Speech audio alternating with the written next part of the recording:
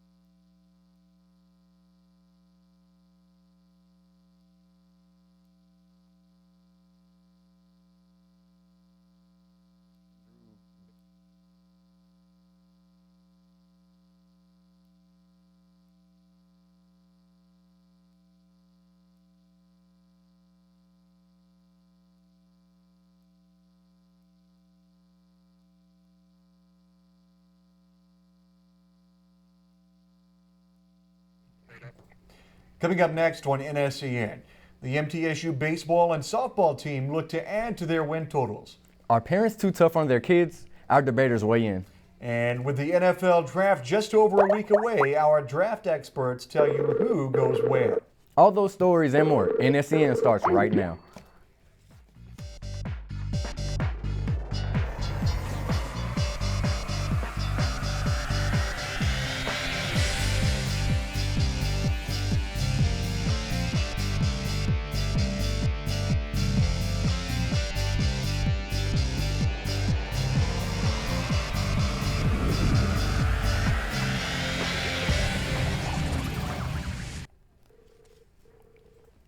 Thank you for joining us. Thank you for joining us this evening. I'm Darius Horton. And I'm J.R. Smith. Welcome to NSEN. Now let's take it over to Marissa Burke with your look at everything that's going on in college sports. Marissa? Thanks, guys. MTSU softball team jumps right back into 3 more games this week. After a strong weekend, the Blue Raiders will take on Alabama A&M Tuesday and Belmont on Wednesday for a battle at home plate. Key players Danielle Munoz and Peyton Grove have put 2 runs up for the Blue Raiders. The Blue Raiders' lead-off hitter is putting up a batting average of .449 in the year and second best in conference. Conference USA's championship started Monday, and Middle Tennessee's women's golf team continues its winning practices in the Vernoff Club in Fort Myers, Florida. MT will compete against FIU and UTEP as it looks to defend their back-to-back league titles and earn a 3rd consecutive NCAA regional berth. MT returns with a trio on the top of its 10 finishes from 2016 championship in Samantha Gotcher and some sophomores Jenna Burris and Hanley Long. Live scoring can be followed day to day at golfstat.com. Middle Tennessee is in full motion to start off its 2017 and 2018 football season. The blue and white spring game was held Saturday at Floyd Red Stadium. Your Blue Raiders displayed new talents and progress from the offseason. A few Blue Raiders showed up and showed out. Be sure to look out for them in key players such as Malik Manchell, Rasheem Collins, and Walter Brady. The guys will continue their hard work over the summer to get ready for their home opener against Vandy. True Blue fans liked what they saw and are ready for the season ahead. Today is True Blue Day on MTSU's campus. Athletes were seen sporting their team's jerseys along with fans wearing their True Blue gear. The MTSU's baseball team was seen signing autographs in front of Reese Smith Jr.'s field before the battle against Vandy. Upshaw, Potts, and more were seen as crowds' favorites. After MT's basketball was in the big dance this past March, fans got to see the players up close and personal. MTSU Blue Raiders look to stay hot as they take on number 27 Vandy on Tuesday. The Blue Raiders are heading into their final game of its 8-game homestand. MT is now 4-0 in its last 3 midweek games and 10-3 in their last 13 games. All 9 of MT's batters are hitting .368 or better. The Commodores are hitting a .306 or better. Vandy is coming off a home loss to number 10 Florida, and the game will be held at Reese Smith Jr.'s field at 6 p.m. Middle Tennessee State University's one of their baseball players has been showing out for the Blue Raiders. Junior Ryan Kim, who is also a transfer for Columbia State Community College, has been heating it up on the field this season. With 6 home runs and 14 stolen bases, he is much like a secret weapon. Kim, joining us live via Skype, has a lot to say about the upcoming week.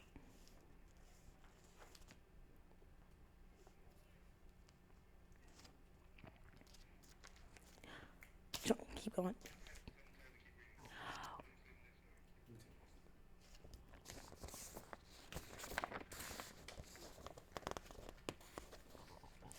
Well, that's all I have for college sports. We'll send it over back to the desk. Thank you, Marissa. Still ahead on NSEN, there's a new coach in high school women's basketball. And our debaters have a great part 2 from a previous debate, so stay tuned. Chef Patty here. Why should you include avocados as part of your family's balanced diet? It's as simple as 1, 2, 3. Number 1. Avocados fill you up. Avocados contain unsaturated fats. Good fats your body needs to help with the absorption of key nutrients. Me hungry right now. Number 2. Avocados are good for you. Avocados are naturally cholesterol and sodium free, plus they contain nearly 20 vitamins and nutrients. Me need vitamins and nutrients. And number 3, avocado delicious. Try avocados in place of ingredients higher in saturated fat. Avocados taste great in sandwiches, salads, and even in baked goods like cookies. Avocado cookies. This match made in heaven.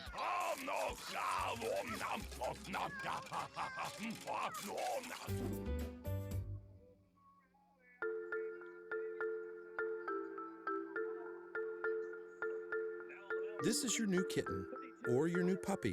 Every day, 70,000 puppies and kittens just like them are born in the U.S. Cute, right? Well, what's not cute is that half of all litters are accidents. And when a kitten has a litter of oopsies and a puppy has a litter of uh-ohs, pretty soon you have thousands and thousands of OMGs. And that leads to millions of pets being killed in shelters each year. But if 80% of pet owners say they believe in spaying and neutering, then what gives? Well, it turns out those sweet little fuzzballs can get pregnant sooner than you think. A lot sooner. But here's the good news. You can stop the accident before it happens. You just have to remember one number. 4, as in 4 months. When you bring home Maggie or Ruby or Puddle or Clyde, get them fixed at 4 months. It can be old enough to get pregnant, and it's definitely young enough to make a difference. Prevent more, fix at month 4. Welcome back to NSEN. You know, JR, there's been a couple of high school baseball teams getting the season swing going on. Yeah, they've been getting into the swing of things. All right, now let's hit it over to Victor Benz with your high school sports report. Victor. Thanks, guys. Let's take a look at some other high school scores from over the weekend. Blackman traveled to Lawrence County and came back home with a win. Final score for 4-2. Brentwood came to town and took down Riverdale. Final score of that one was 10-6. Murfreesboro Central Magnet defeated Bearden in a tight one. Final score 5-4. Finally, Laverne held down home field as they beat Columbia with a final score 7-5. Stewart's Creek and Siegel battled on the diamond to gain ground on the Blackman Blaze in District 7 AAA last weekend. The Redhawks would dominate the game shutting out Siegel 7-0 behind the pitching of Austin Steele, who tossed a complete game and only gave up one hit and struck out 9. Stewart's Creek would win Game 2 6-1 and Game 3 4-3 to complete the 3-game series sweep. The Redhawks move on to sole possession of second place with an 11-4 record and are only 2 games back of Blackman with 6 games left.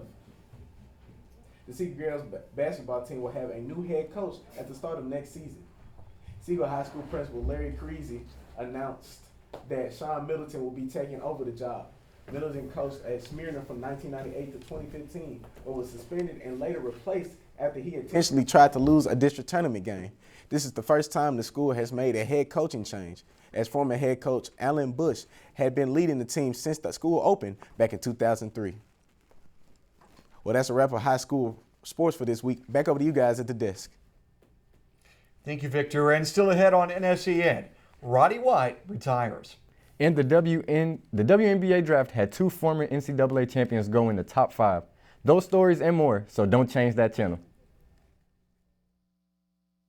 Everyone deserves to have a decent place to live. Everyone. Todos. When a future homeowner partners with Habitat for Humanity to build or improve a home, they build a better future for themselves and their families. For my family. Para po sa pamilya ko. Por mi familia. With a little help, we all have the potential to stand on our own. Through shelter, we empower. Visit habitat.org to provide help to families like these today. Time is the one thing that we want more of as a St. Jude parent. Without the donors, I wouldn't have my Audrey. El que San Jude no cobra ni un centavo para nosotros significa quitarnos todo ese estrés, esa preocupación y podernos enfocar en nuestra hija. That was the first thing I was like, how are we gonna do this? When they told us that we didn't have to pay a single bill, I was like, wow. They pretty much have saved us. They take care of our housing. They take care of our food. In addition to the best medical treatment that my daughter could ever have. So it allows me to focus on my daughter and getting her better.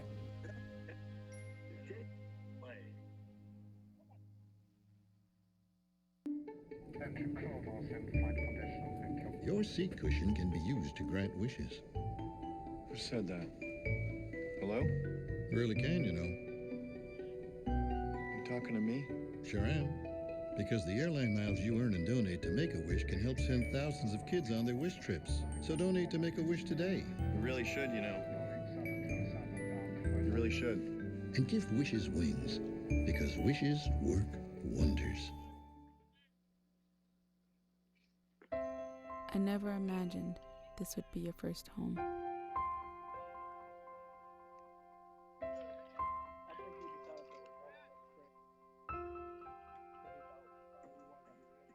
I feel powerless.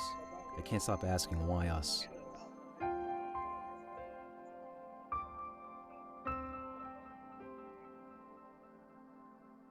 I just want to hug and kiss you and never let go.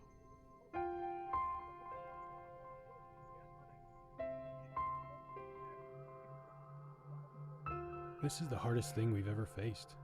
I know it's even harder on you.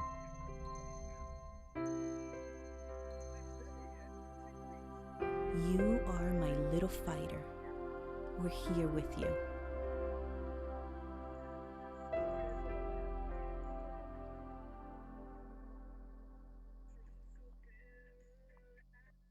I believe in you. Just 4 simple words. But to a child in need, they mean the world. When you support a child through Save the Children, you're saying, I believe in you. Visit sponsor.savethechildren.org/believe today. We cure 80% of children with cancer. If you think about that, I mean, go back 50 years, we were curing 20 to 30%. This is the miracle story of modern medicine. There's one thing we're focused on here at St. Jude, and that's beating this thing.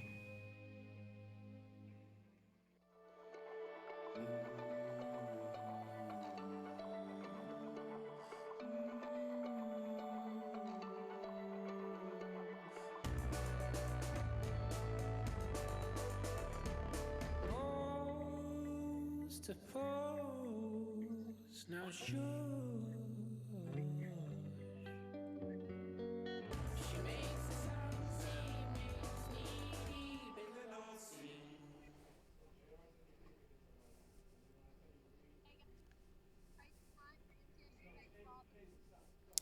Welcome back to NSEN. Are parents too involved with their kids as far as athletics go? Well, that's a debate that we have coming up. But first, we have Kaylee Plemons live at the Reese Smith Jr. baseball field for an update on tonight's game. Kaylee?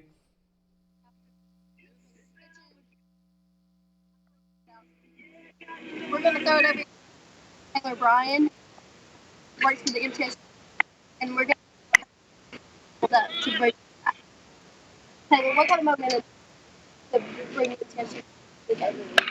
Really just need to keep doing what we're doing. Pitchers are throwing up 2 no-run innings in a row, and our offense just got to keep finding ways to scratch out runs, and then maybe we can get back in this thing like we did last week against UAB. We were down 9-1 and came all the way back and ended up winning it.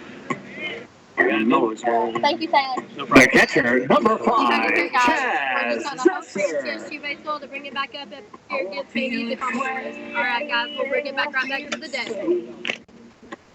Thanks, Kaylee. And now moving into our debate with the parents, here's Ashlyn McBee. Ashlyn. Thanks, JR.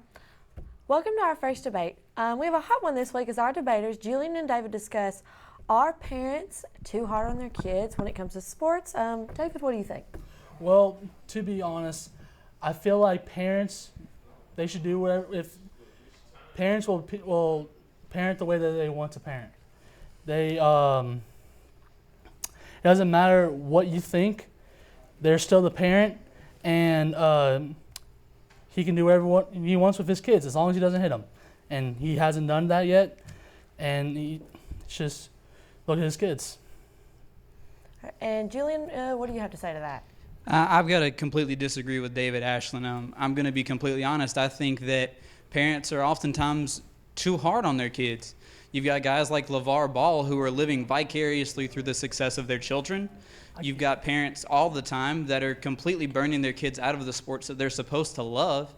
And then you've got parents that are pushing their children just to play sports in the first place, which completely puts a bad taste in a child's mouth for the rest of their lives. I mean, if you really want to be honest, most of these kids, they have a mind of their own. And there are small cases where you see this happen with a kid with his parent that he yells at where the parent disagrees with, where the parent wants his kid to play and he doesn't want to, and the kid doesn't want to.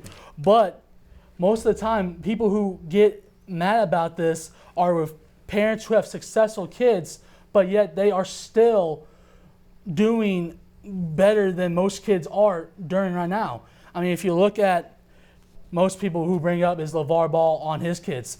Lonzo Ball could be the first pick in this year's draft. He has LiAngelo Ball, who is about to go to UCLA. He has scored twice 70-point games.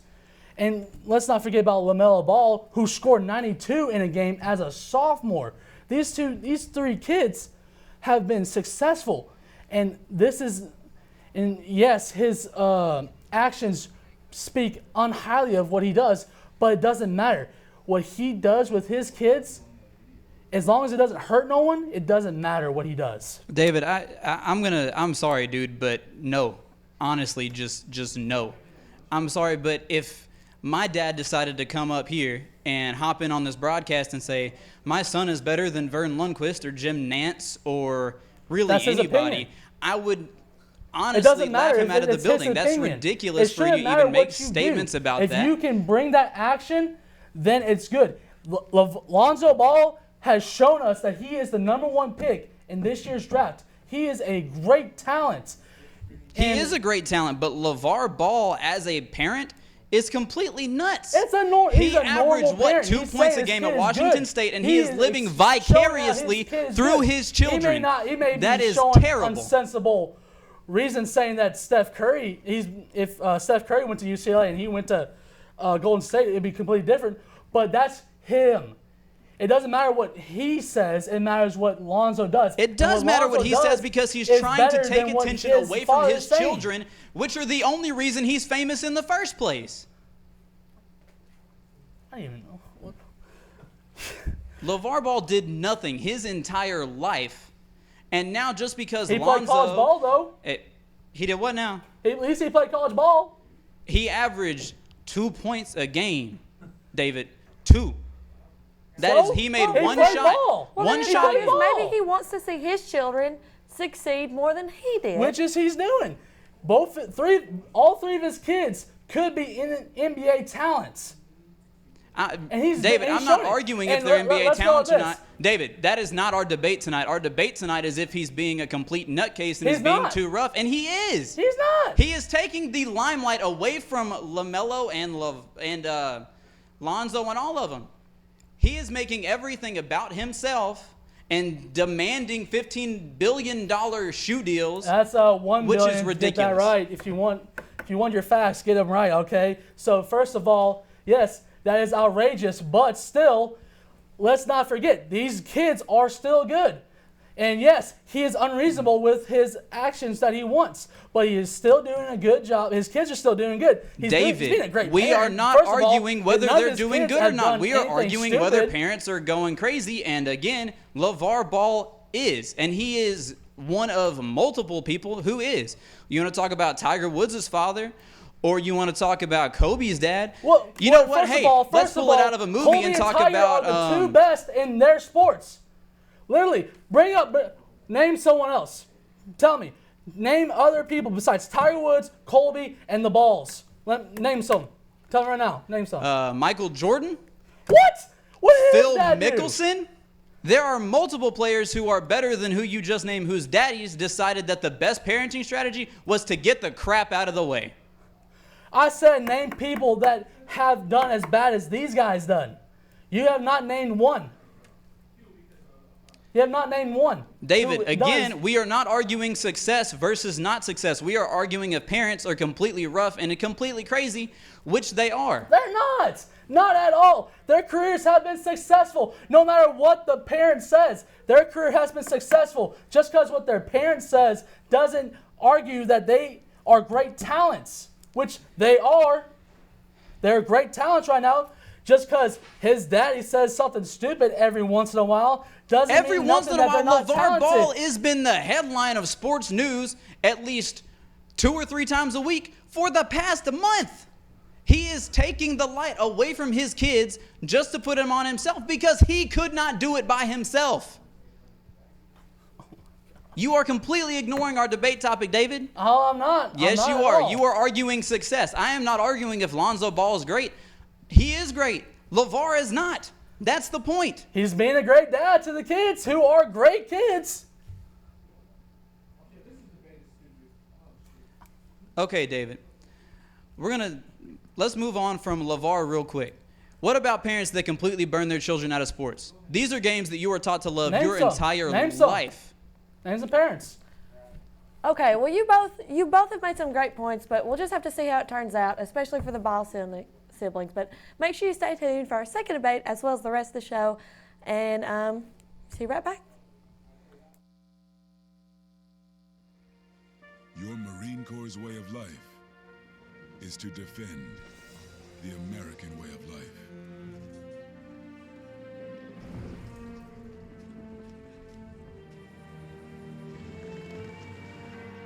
Every day, we take a stand for our nation, for each other, for us all.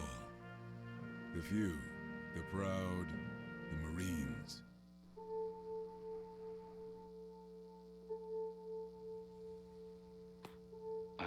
hands.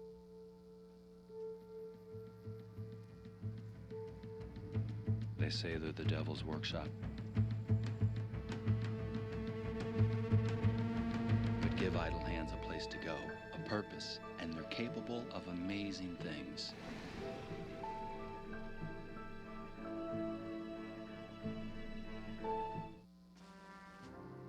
From Iraq and Afghanistan, our brave warriors are coming home, wounded.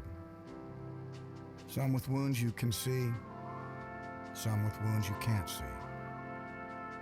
Wounded Warrior Project was created to support our men and women coming off the battlefield. Please help carry these warriors the rest of the way home. Get involved at woundedwarriorproject.org. It started with the original care package, and millions more like it. Passed from hand to hand, across land and sea, to help survivors in the aftermath of war.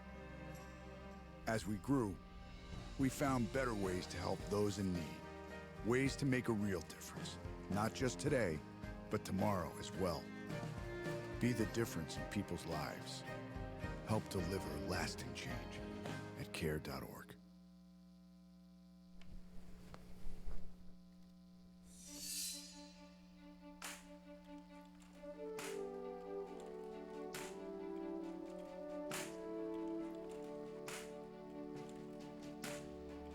There are those who dedicate themselves to a sense of honor, to a life of courage, and a commitment to something greater than themselves.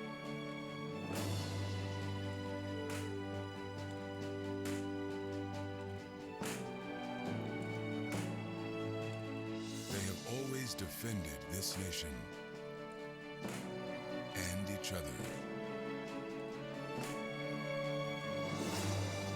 They still do.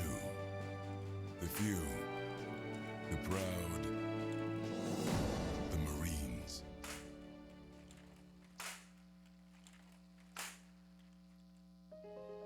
As a mother, you don't want to have to worry about this bill is coming, but then she needs this chemo.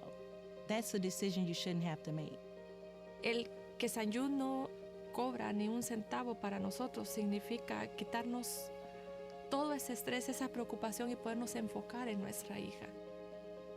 That was the first thing I was like, how are we gonna do this? When St. Jude told us that we didn't have to pay a single bill, I was like, wow. They pretty much have saved us. It's like the world has been lifted off of your shoulders, and now your focus is supporting this child. There is not another hospital like St. Jude. The patient care is unmatchable. It saved my life. It saved my daughter's life. It saved our family.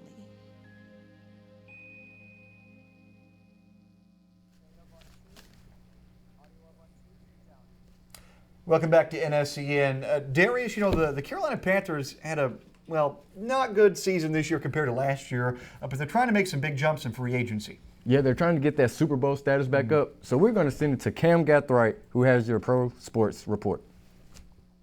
Thanks, guys. Big news out of Carolina Monday morning. The Carolina Panthers and defensive tackle Kawan Short have agreed to a 5-year, $80 million deal. Short recorded 55 tackles and 6 sacks this past season. He has never missed a game since being drafted in 2013 by the Carolina Panthers. In only 3 years in the league, Kawan Short has been named to a Pro Bowl and a second-team All-Pro selection. Keeping it in the NFC South, former longtime receiver for the Atlanta Falcons, Roddy White, announced retirement Friday.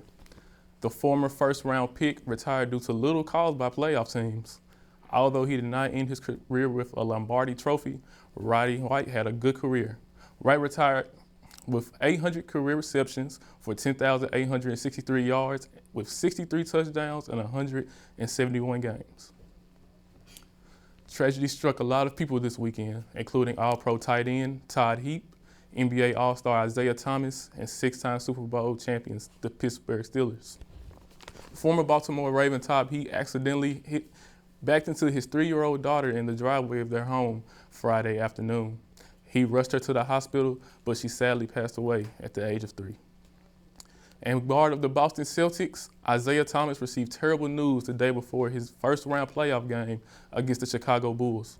His sister, China Thomas, was killed in an accidental car accident. She was just 22 years old.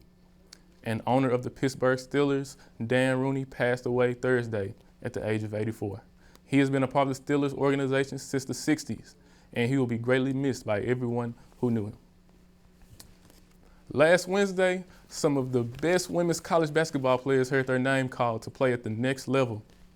The night was filled with stars, as the San Antonio Stars had the first pick in the draft. They selected Washington guard Kelsey Plum. She was expected to go first overall after a breaking 4-year career at the Huskies. The NCAA Women's Champion South Carolina Gamecocks saw 2 of their starters drafted. Elena Coates went in the second round and went second overall to the Chicago Sky, and Coates was the highest draft pick out of South Carolina in school history. The Dallas Wings selected Evelyn Akater with the 3rd overall pick. She is a 6'3" forward from the University of Kentucky. Big Blue Nation, huh? Alicia Gray was selected 4th by the Dallas Wings as they had back-to-back picks. Gray was the 2nd player drafted from South Carolina.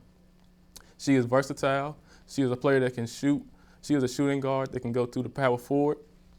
And the San Diego Stars rounded out the top 5 with their pick out of Northwestern, Nia Coffey. Coffey is just the 2nd player ever drafted out of Northwestern to play in the WNBA. And back to the NFL, Adam Jones went on a verbal tirade towards a reporter on Monday afternoon. Jones was speaking to the media for the first time since being released from jail. He was arrested in January for assault, obstructing official business, and disorderly conduct. Having answered a previous question from this reporter a few minutes earlier, Jones suddenly turned tyrannical and spat insults and obscenities at the reporter. The Bengals have declined to comment on the Monday's incident. Well, that's all for this week's looks at Swirl Sports. Back to you guys at the desk. Thanks, Cam. And I guess if Darius, we look like some Predators fans, don't we? Yeah, we do. Definitely being from Nashville, I really enjoy watching them play. And some big things happened last night in Smashville, didn't they? Yes, they did. I think we should roll the highlights. The Chicago Blackhawks made their way down to the Bridgestone Arena to take on the Nashville Predators. Nashville 2-0 leading the series. Philip Forsberg, tip save by Corey Crawford. Victor Arvidsson, save again by Crawford. Arvidsson shaking his head. Marcus Kruger behind the net. Oh, Dennis Rasmussen. And they hadn't scored all series. Scored then. The Blackhawks say, take that for shutouts. Blackhawks again on the power play. Patrick Kane with the goal. He is finally on the board. 2-0. 4-on-4. Colton Sissons. Ryan Ellis. Save. Corey Crawford. Here we go. 2-0 in the 3rd period. This is wacky right here. Crawford doesn't know where it is. Arvidsson shot it. Forsberg with a rebound. Forsberg, and now it's 2-1. Ryan Ellis slapper from the blue line. Forsberg rebound, and it's in. The referees are going to review it, and it's going to be a good goal. We're in overtime. James Neal.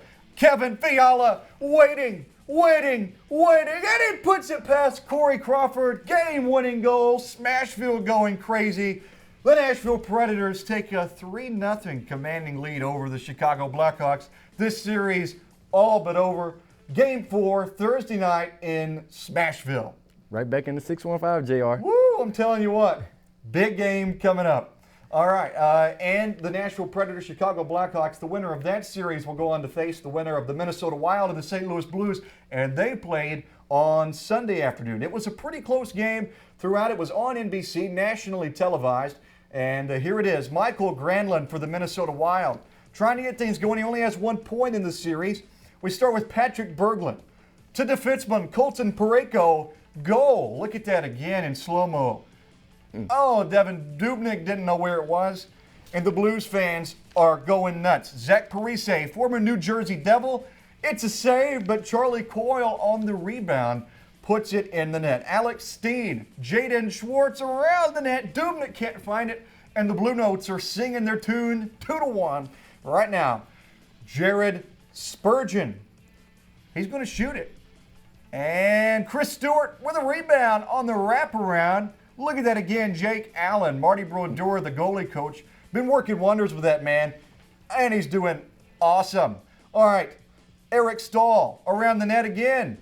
And it's another save. I don't know what it is with these wraparound opportunities, but the post saved him on that one. 2-1, empty net goal. Vladimir Sobotka, Patrick Berglund to Alex Steen, 3-1, and the St. Louis Blues lead their series 3-0. So you have the Predators leading their series 3-0, the Blues leading their series 3-0.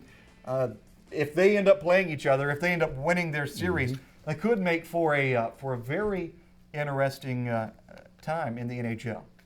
Yeah, well, to transition from the NHL to the MLB, we're going to take it to the Diamond where we have the Boston Red Sox versus the Tampa Bay Rays. And this game was actually on Patriots Day, so you know we had to get a little patriotic. Okay, Brad Miller hits an RBI ground out to pitcher Stephen Wright, who tags him out, but you still score Corey Dickerson, 1-0 Rays. Steven Souza, RBI ground out to third to Kevin Kiermaier, but it's still 2-0 Rays after that. All right, now bottom of the second, Marco Hernandez reaches a fielder's choice off of the air by Brad Miller. And you can see the Rays are just hurting after that. They could have put this away so much easier, but the error gives Boston another chance. And then we have Andrew Benintendi, RBI singles to center field off of Blake Snell, but he scores Sandy Leon and Hernandez, 3-2 Sox. Nashville's own Mookie Betts, I've actually watched him play in high school. He's a great player. But he singles to left, scores Dustin Pedroia, 4-2 Red Sox. All right, now Red Sox getting the bases loaded and jam again in the seventh, but Suzua RBI to the shallow left of Ben Taylor scores Tim Beckham, makes it 4-3 Sox. And again, then we have Taylor gets Logan Morrison to fly out in right field to end the inning on the scoring threat. And right here, we have Craig Kimbrell strikes out Evan Longoria, and that ends the game. Final score, 4-3 Red Sox. Boston shimmying on the field, having a great time. Mookie Betts right there, just enjoying life. And he should. And yeah, that was a great game to watch. A lot of good dance moves in that one. The Braves are hoping to make some dance moves. They played the San Diego Padres just a while back, and here we go. Starting off, the Padres warming up, seeing if they can get a big win against Atlanta. Runners on the corners, Yarn Jervis Solarte with an RBI to left field. Manuel Margot scores. Next up, Kurt Suzuki. Grounder to third base. Brandon Phillips is going to get on the home plate and score a run. Freddie Freeman at the plate. Second home run. Where's it going to go? To right field.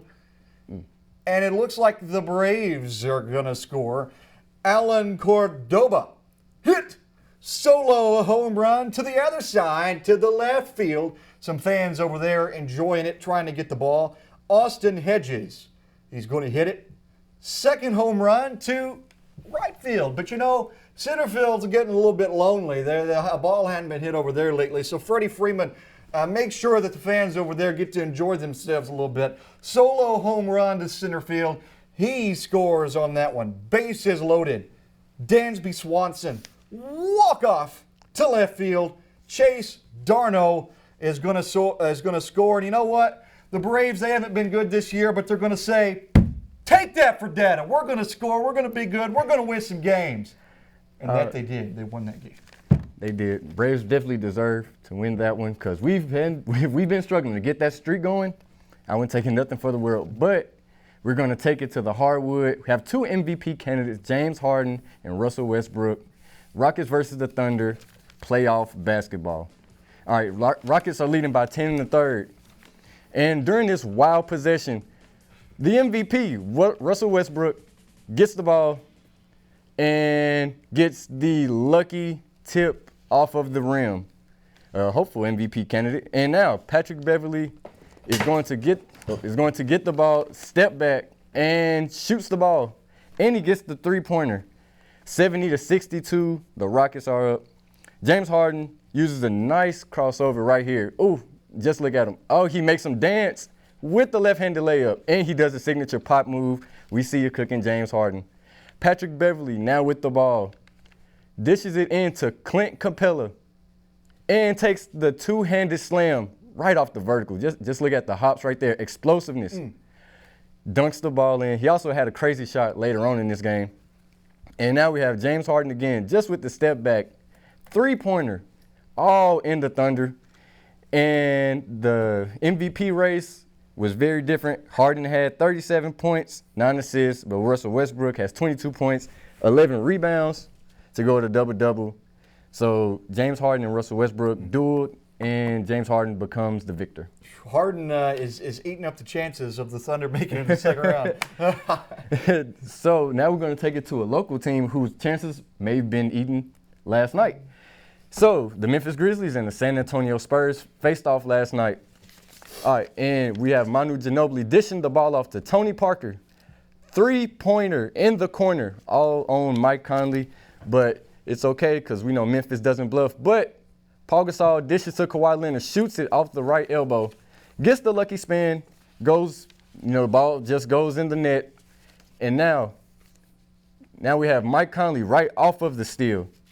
And he takes it in for the easy layup. Now the Grizzlies are going to make a run here. Grizzlies, Zach Randolph drives for the layup. And then we see Conley, three-pointer.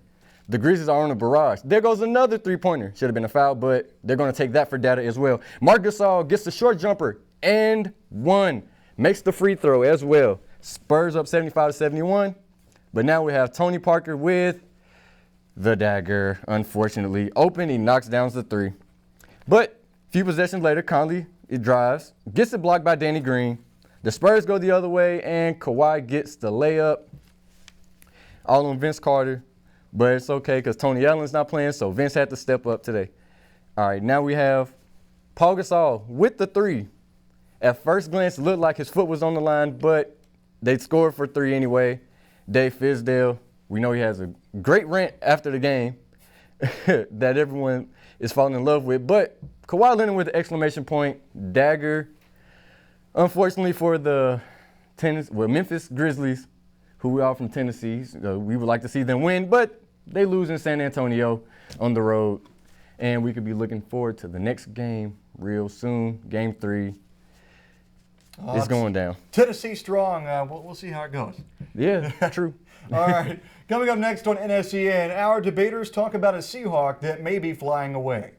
And the NFL draft is right around the corner. That's coming up next, so stay tuned. Chef Patty here. Why should you include avocados as part of your family's balanced diet? It's as simple as 1, 2, 3. Number 1. Avocados fill you up. Avocados contain unsaturated fats. Good fats your body needs to help with the absorption of key nutrients. Me hungry right now. Number 2. Avocados are good for you. Avocados are naturally cholesterol and sodium free, plus they contain nearly 20 vitamins and nutrients. Me need vitamins and nutrients. And number 3, avocado delicious. Try avocados in place of ingredients higher in saturated fat. Avocados taste great in sandwiches, salads, and even in baked goods like cookies. Avocado cookies? This match made in heaven.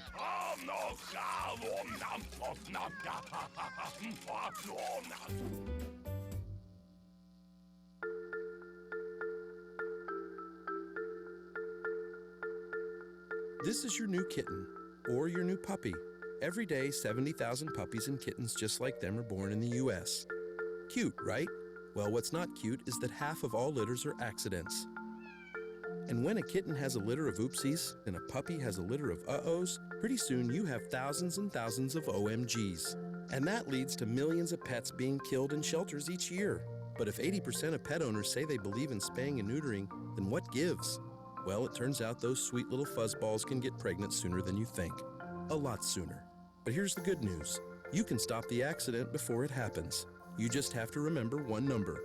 4, as in 4 months. When you bring home Maggie or Ruby or Puddle or Clyde, get them fixed at 4 months. It can be old enough to get pregnant, and it's definitely young enough to make a difference. Prevent more, fix at month 4.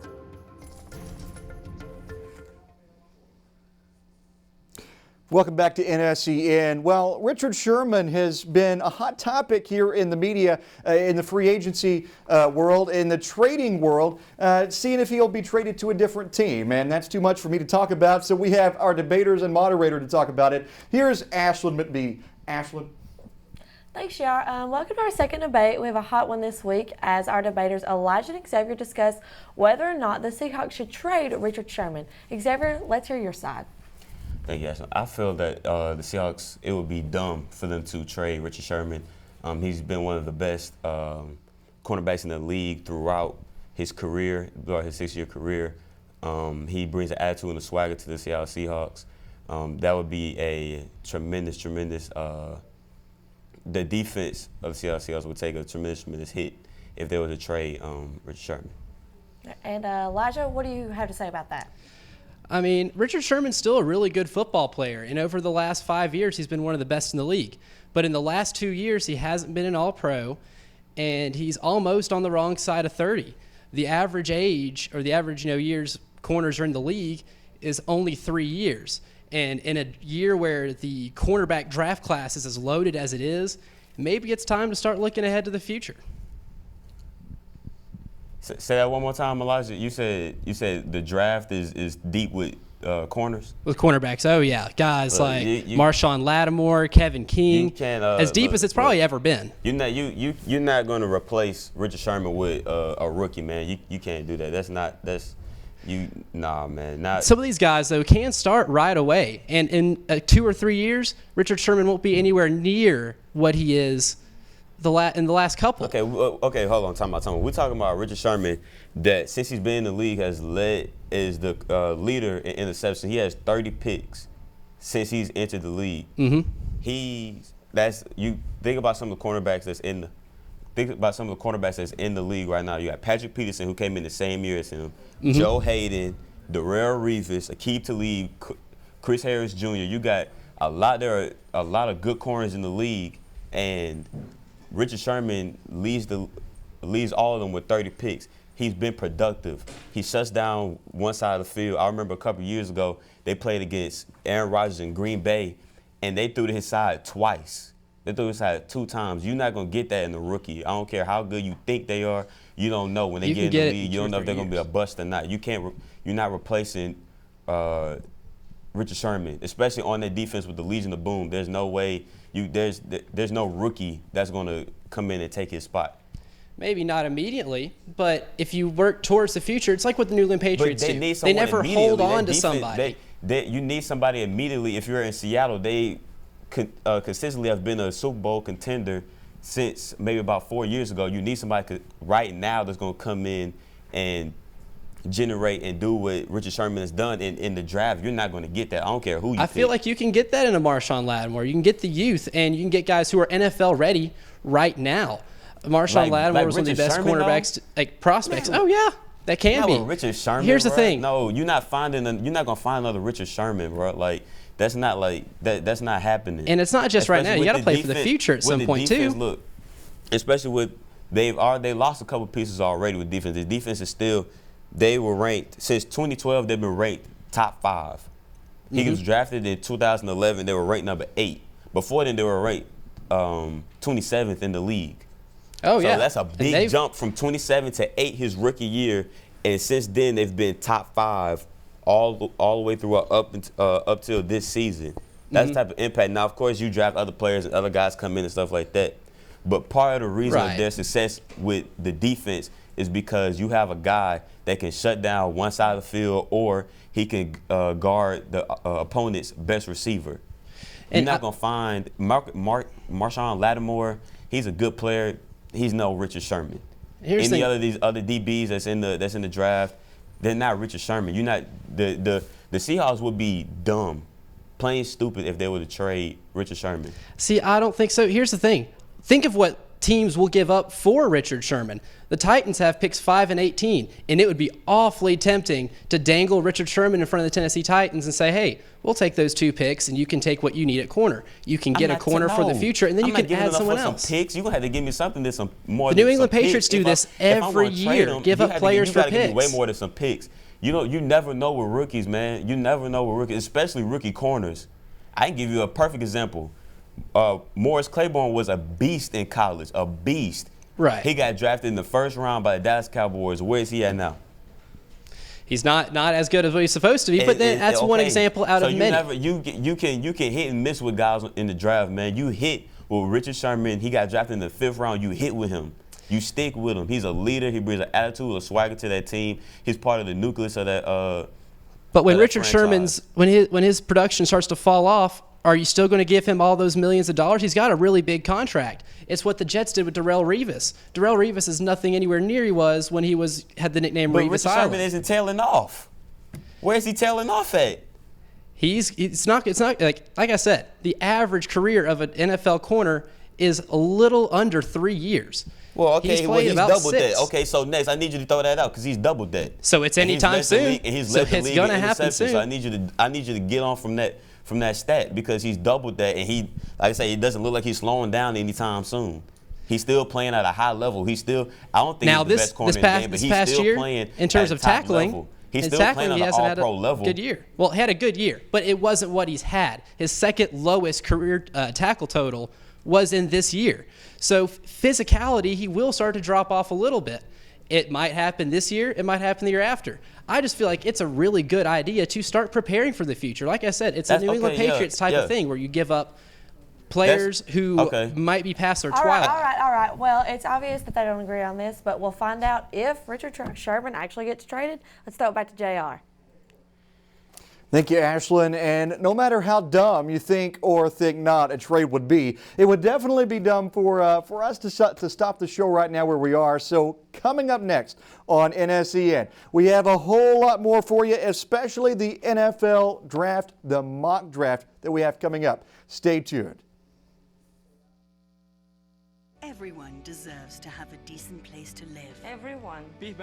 Todos. When a future homeowner partners with Habitat for Humanity to build or improve a home, they build a better future for themselves and their families. For my family. Para por su familia. Por mi familia. With a little help, we all have the potential to stand on our own. Through shelter, we empower. Visit habitat.org to provide help to families like these today. Time is the one thing that we want more of as a St. Jude parent. Without the donors, I wouldn't have my Audrey. El que St. Jude no cobra ni un centavo para nosotros significa quitarnos todo ese estrés, esa preocupación y podernos enfocar en nuestra hija. That was the first thing I was like, how are we gonna do this? When they told us that we didn't have to pay a single bill, I was like, wow. They pretty much have saved us. They take care of our housing. They take care of our food. In addition to the best medical treatment that my daughter could ever have. So it allows me to focus on my daughter and getting her better.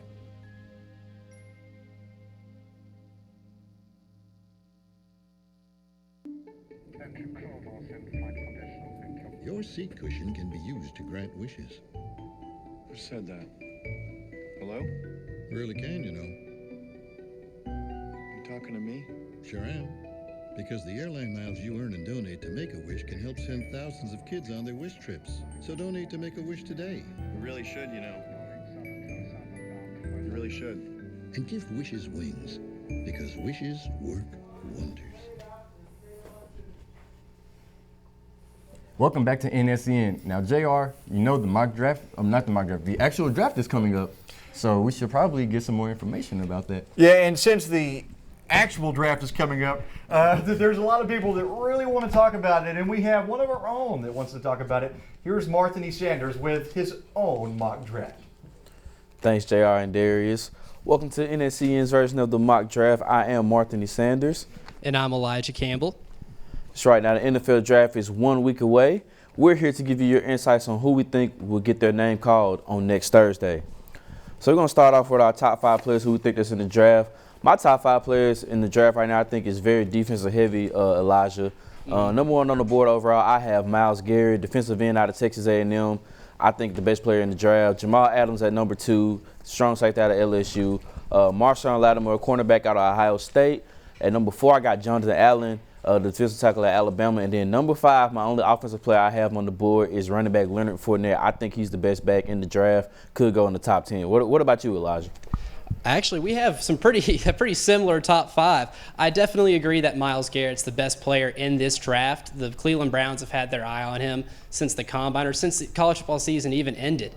He was one of the leaders in the league in sacks in the SEC. He was proved to be one of the best defensive players in the best defensive conference in college football. So that's a no-brainer to me. Another SEC guy, Jonathan Allen at 2. I feel like he's the best run stopper in this draft. And for a guy with his size, he is probably one of the more agile defensive linemen in this draft as well. I like Leonard Fournette at 3, though. I feel like Leonard Fournette can have an impact similar to what Ezekiel Elliott had in Dallas. You put him behind a really good offensive line, and he's got that NFL-ready body. Yeah. He can go ahead and have that type of impact and put up similar numbers. And to round out my top 5, I got Jamal Adams and Malik Hooker, 2 safeties. This is a loaded secondary draft. We have so many prospects in this draft that could just ball out at the corner position safety.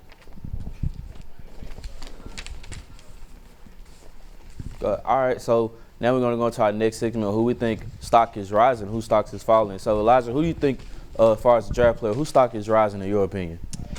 Well, I want to say it's the guy with the best name in this draft, and that's Western Kentucky's offensive lineman, Forrest Lamp. Not only does he have the best name in this draft, but he's got some of the best size, too. At 6'4", 300 pounds, he also is incredibly agile. A lot of teams have offensive line troubles, and with his performance at the Combine that has some scouts drooling, it turned him in from a second, third-round prospect to potentially a top 10. I like that one, Elijah. I like that, hey, it's a left tackle.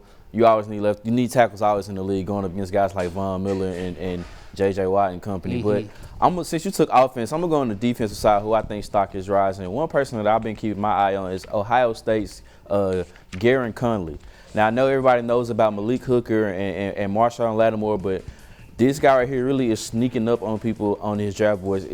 He's getting up there to where it could be him along with Hooker and Lattimore to be 3 defensive backs from Ohio State to get drafted in the first round and possibly within like the first 20 picks. Because like we already stated earlier, this draft is loaded with full of defensive back, defensive players. So if you need one, you can definitely take one. I see his stock rising very much so. Now, we see that those guys we think their stock is rising. I see a couple of players I see stock is falling. One player that I'm going to mention off is on the offensive side. I'm going to say quarterback, Notre Dame's quarterback, DeShone Kizer. And it's not a bad thing that his stock is falling. It's just because when I look at the other quarterbacks, I still think he's a top 5 quarterback in his position. But when you look at guys like, of course, Deshaun Watson, Mitch Trubisky, but a guy that took over the 3rd spot that was DeShone Kizer, and I think it's Patrick Mahomes. He's climbing up on a lot of people's boards. So I think just by default of those 3 guys having great pro days, a lot of potential. And don't get me wrong, DeShone Kizer has a lot of potential too. I think just like how Mike Mayock says, I think that he could, be one of the best to come out in this draft class.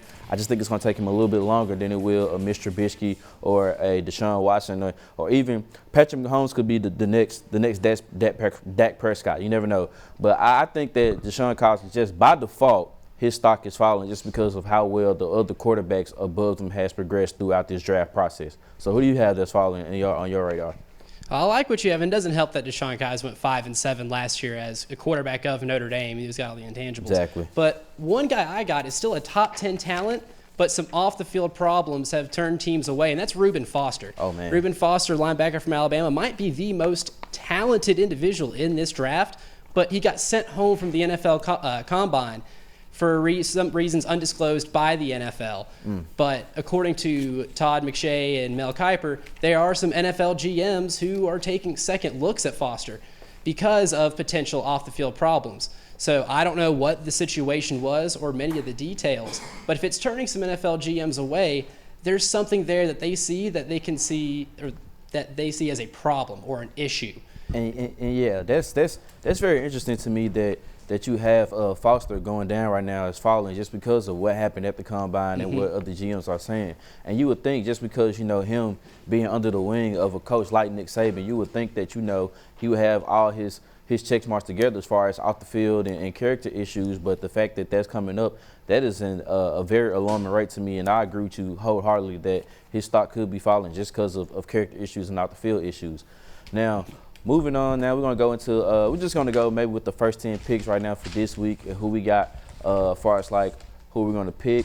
I'm going to take the odd. Elijah, you're going to take the even. So we're going to start off with the number 1 pick. Okay, the Cleveland Browns, they're on the clock. Words been going around that they're deciding between either Myles Garrett or Mr. Trubisky.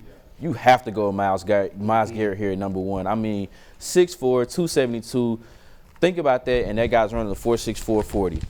That is scary. I mean, he's going up against, you know, tackles like Laramie Tunsil, Laurel Collins. Like, he's going against the best in college football, and there's just no way that you have to sit up here and miss out on a player like this, just as talented as he could be. Very quick, very agile, very strong, raw talent. Now, he doesn't have great hands just yet to move off the offensive lineman, but once he develops some hands, he's going to be here for the next 10 to 15 years wreaking havoc on quarterbacks. So who you got coming up at number 2, Elijah? Number 2, the San Francisco 49ers, they've had a lot of problems on the defensive end. They ranked last in points against, and they ranked last in rushing defense. So like I said earlier when I was going through my top prospects, who's the best run stopper in this draft? And I believe that's Jonathan Allen. He's easily the best run stopper in this draft, given his size and agility. There's one play against Texas A&M where he jumps over a couple players like on the ground to get to the quarterback, get in the backfield. I saw that game live. That was amazing. And think of a guy that size who's able to clear guys like that. He's got NFL athleticism. Almost all these guys from Alabama are going to have NFL athleticism. Alabama is an NFL prospect machine. Yeah, that's the 33rd team in the NFL. Let's just be real. And the Niners have a lot of problems, and you can't, like the Browns, you can't fix them with just one. It's not one piece that's going to save the whole organization. But in the NFL, defense is what wins you championships, even if the quarterback play is subpar. So in a draft where there is no quarterback that really stands out as completely dominant, it would be wise to take someone like Jonathan Allen. Martha, who do you have at number 3? All right, number 3, we got next up, that's the Chicago Bears. So we're going with 2 defensive players already.